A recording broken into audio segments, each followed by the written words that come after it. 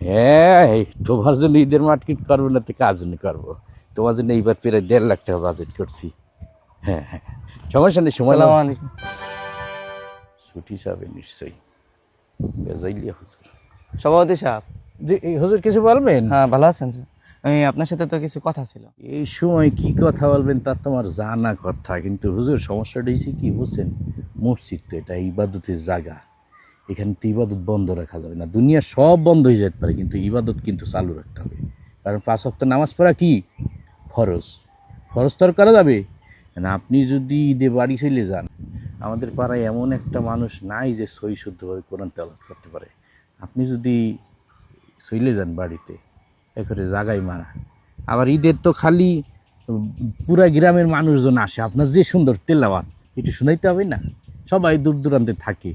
আবার ঈদে তো খালি মনে করেন নামাজই হয় না, কত আনুষ্ঠানিকতা আছে না। কারো বিয়ে হবে, বিয়ে পড়াইতে হবে, কারো মুসলমানি হবে, সেই বাড়িতে দোয়া পড়াইতে হবে, আত্মীয় স্বজনরা আসবে, ময়মুরব্বী দু একজন মরে যাবে, তাদেরকে কালেমা পড়াইতে হবে, জানাজা পড়াইতে হবে, বহুত দায়িত্ব।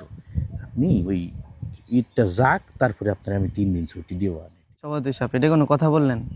আমারও তো একটা পরিবার আছে, আমার কি মন চায় না যে আমার পরিবারের সাথে আমি ঈদ করব?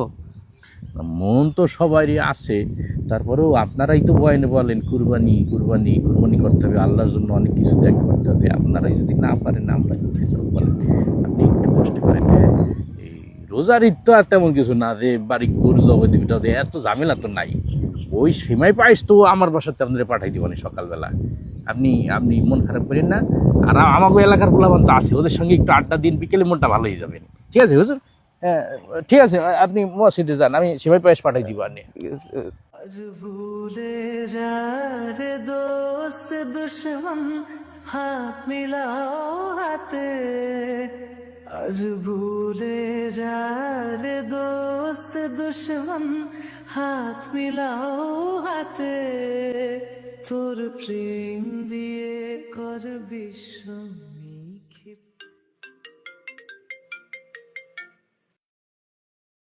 আসসালামু আলাইকুম ভাইয়া, ওয়ালাইকুম আসসালাম। কেমন আছেন? এই তো আলহামদুলিল্লাহ ভালো আছি। একটু বাড়ি আসবে না? আসবো ভাই, আসবো। আমি তো তোমার লেগে অপেক্ষা করতেছি। 2-1 দিনের ভিতর চলে আসবো ভাইয়া। আসার সময় আমার লেগে অনেক খেলনা নিয়ে আসবা। আচ্ছা, তোমার যা যা খেলনা লাগে আমি তোমার জন্য নিয়ে আসবানে, ঠিক আছে? তোর প্রেম দিয়ে কর বিশ্ব নিক্ষেপ ইসলামী মুরিদ, তোর প্রেম দিয়ে কর বিশ্ব নিক্ষেপ